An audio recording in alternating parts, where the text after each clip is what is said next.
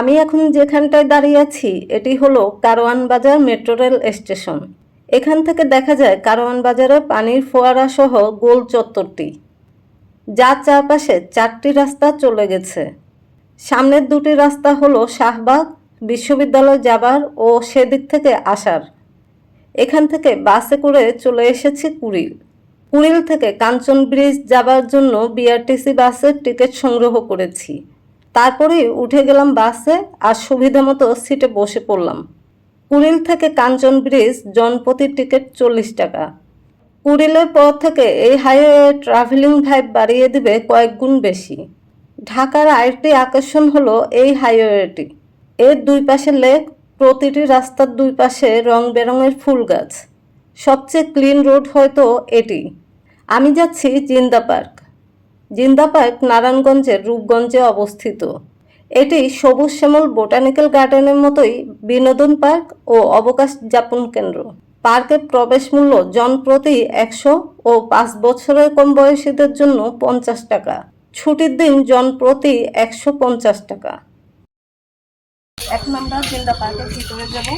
এই দুটো টিকিটের দাম নেওয়া হয়েছে 200, জনপ্রতি 100।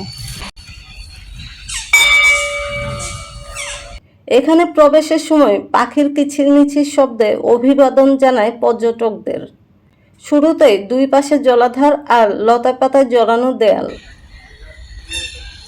এখন আমি জিন্দা পার্কের ভিতরে চলে এসেছি। এই রোড ধরে আমি পুরো জিন্দা পার্কের থাকবো। গেট দিয়ে প্রবেশ করলে একটি বিশাল খোলা মাঠ। এই মাঠে কিছুটা সময় হাঁটলাম। রোদ খুব এই সময়টায়, দুপুর 12টার কাছাকাছি। সবুজের সমারোহ আর পাখির কিচিরমিচির শব্দে প্রথমেই অনুভব হয় এটি একদম প্রাণবন্ত একটি পরিবেশ। মাঠ থেকে হেঁটে যেতেই সামনের দিকে একটি মসজিদ। মসজিদের পাশ দিয়ে চলে গেছে পার্কের ভেতরে যাবার সোজা রাস্তা। এখানে আসার পর সোজা একটা রাস্তা চলে গেছে, আবার এই পাশে একটা রাস্তা চলে গেছে। তো আমরা এখন প্রথমে সোজা রাস্তা ধরেই চলে যাব। আজকের ওয়েদার ছিল সবচেয়ে সুন্দর। কিছুটা রোদ, ঝিরিঝিরি বাতাস, আবার হালকা মেঘলা। এটি একটি মনুমেন্ট, যেটি এই পার্কটিকে আরও বেশি ঐতিহ্যবাহী ও আকর্ষণীয় করে তুলেছে। স্থানীয়দের মতে এটি স্মৃতিসৌধের মতোই স্থাপন করতে চেয়েছিলেন, তবে বর্তমানে এর কাজ বন্ধ। ফিরিয়ে দাও সেই অরণ্য, লও এ নগর। আমরা এখন সেই অরণ্যের ভিতরেই চলে যাচ্ছি।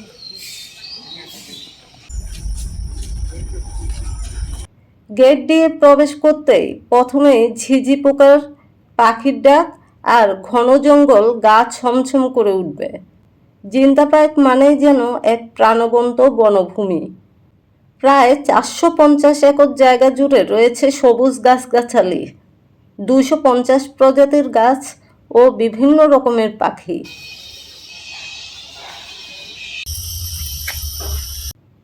কিছুটা দূরে গেলে ঘন অরণ্যে পেয়ে যাবেন রেস্টুরেন্ট বনাম গেস্ট হাউস। ফার্স্ট ফ্লোরে রয়েছে খাবারের আয়োজন, সেকেন্ড ফ্লোরে রয়েছে ডে লং স্টে সুবিধা। এখানে যে কেউ শুধুমাত্র দিনের বেলায় থাকার জন্য রুম নিতে পারেন, রাতের জন্য অ্যালাউ না। পার ডে 3000 টাকায় ভাড়া নিতে পারেন যে কোনো গেস্ট।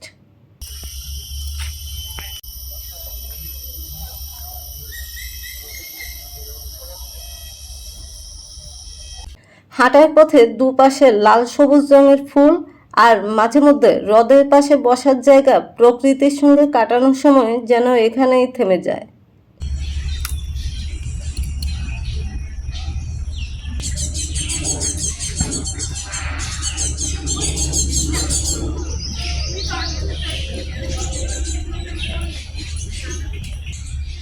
এটি হলো জিন্দা পার্কের লাইব্রেরি। এখানে বিভিন্ন রকম বই আছে, তবে লাইব্রেরির সৌন্দর্য মন ছুঁয়ে গেছে। এমন লাইব্রেরি যেন প্রতিটি পার্কেই হয়। এটি হলো সুউচ্চ টাওয়ার। এই টাওয়ারে উঠলে পুরো পার্কটি চোখের সামনে চলে আসে। সূর্যাস্তের সময় এখান থেকে দৃশ্যটি অসাধারণ। লাইব্রেরি পার হয়ে বাঁশ ও কাঠের সাঁকো রয়েছে, এটি দিয়ে লেকের ওপারে যাওয়া যায়। পার্কের মাঝখানে বিশাল একটি লেক, যেখানে নৌকা চালানোর সুবিধাও রয়েছে।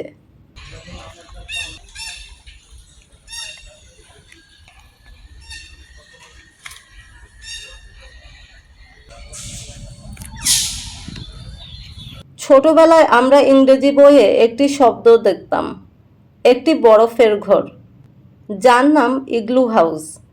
এই ঘরটিকে দেখে আমার ছোটবেলার ইগলু হাউসের কথা মনে পড়ে গেল।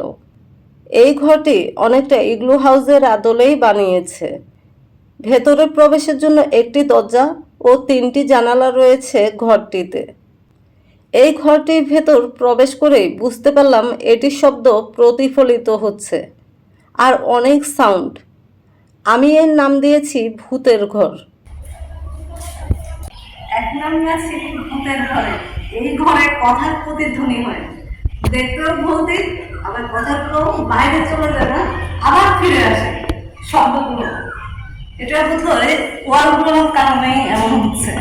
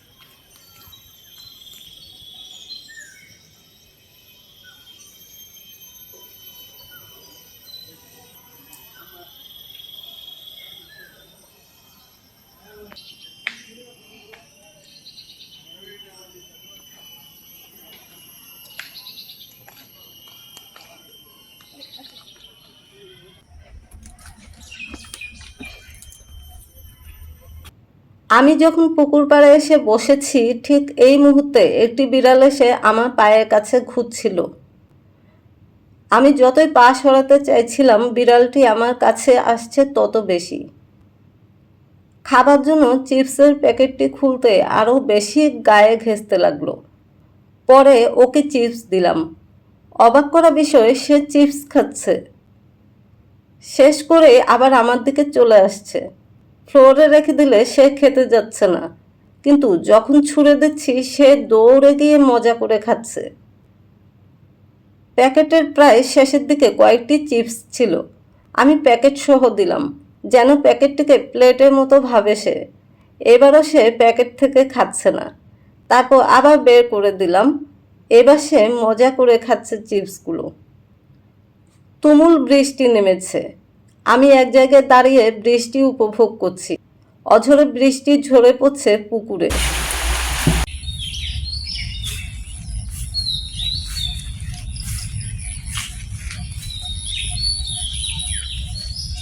বৃষ্টি শেষে এবার বাইরে গেলাম, আবার বাকি জায়গাটা ঘুরে দেখব তাই। কিন্তু চারদিকে এত পানি আর একদম কাদা হয়ে গেছে, তাই আর বেশি দূর যেতে পারিনি।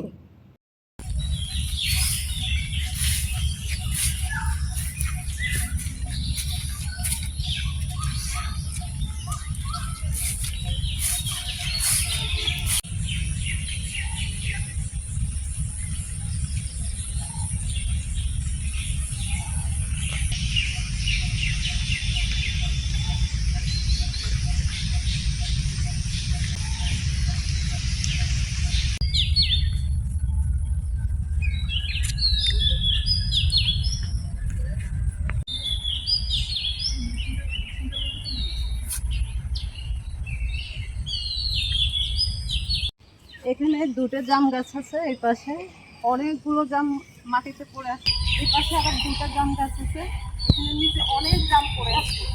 আমি এত খুঁজে কয়েকটা জাম, অনেকগুলো ভালো আছে আবার অনেকগুলো নষ্ট হয়ে গেছে।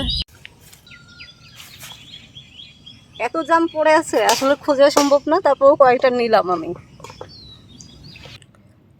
পার্ক জুড়ে রয়েছে অসংখ্য সিট, যেগুলোতে বসে কিছুটা বিশ্রাম সাথে প্রকৃতির সৌন্দর্য উপভোগ করতে পারেন। চারদিক অন্ধকার হয়ে গেছে মেঘে। এই সময়টায় পুকুর পাড় এত সুন্দর একটি দৃশ্য ধারণ করেছে। হঠাৎ হঠাৎ পুকুরের পানিতে টুপটুপ করে বৃষ্টির ফোঁটা পড়ছে আর পানিতে চক্রাকার হচ্ছে। এই দৃশ্যগুলো সত্যি এতটাই হৃদয়কাড়া, অনেক টাকার বিনিময়ে কেনা সম্ভব নয়। আবার বৃষ্টি নামছে, একটি ছাউনিযুক্ত জায়গায় দাঁড়াতে হবে। আশেপাশে ছাউনিযুক্ত ঘর হলো ওই ইগলু হাউসটি, যেটি আমি নাম দিয়েছি ভূতের ঘর। ভূতের ঘরে আমি আসতে আরও কয়েকজন এসেছে। তারা স্টুডেন্ট ও তাদের পিকনিকের জন্য এসেছে এখানে। আমি বের হয়ে যাব, কিন্তু এরা কোনো মতেই বের হতে দিবে না। তাদের সাথে পিকনিকে অংশগ্রহণ করতেই হবে।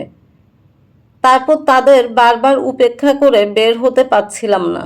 তাদের সাথে গল্প হাসি ঠাট্টা করতে করতে আমার জিন্দাপাড়া ট্রাভেলের অনেক গুণ আনন্দ বেড়ে গেছে। কিছুটা অসম্পূর্ণ রেখে যেতে হচ্ছে জিন্দাপাড়া ভ্রমণ। আমার পরে যারা আসবেন তারাও এই সুন্দর পার্ক নিয়ে সুন্দর একটি মেমোরি শেয়ার করবেন। এইবার আমি যাতায়াত খরচ ও লোকেশন বলে দিচ্ছি। আমি কারওয়ান বাজার থেকে কুড়িল এসেছি দেওয়ান বাসে। কারওয়ান বাজার থেকে এই বাসটি যায় কুড়িল বিশ্ব রোডে।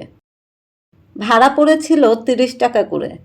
কুড়িল থেকে বিআরটিসি বাস যোগে কাঞ্চন ব্রিজ পর্যন্ত ভাড়া জনপ্রতি 40 টাকা।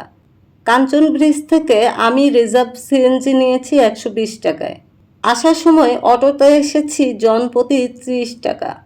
সেখান থেকে আবার বাসে ফিরলাম কুড়িল বিশ্ব রোডে। আর এখন দাঁড়িয়ে আছি, এই জায়গাটির নাম হচ্ছে সংসদ ভবন।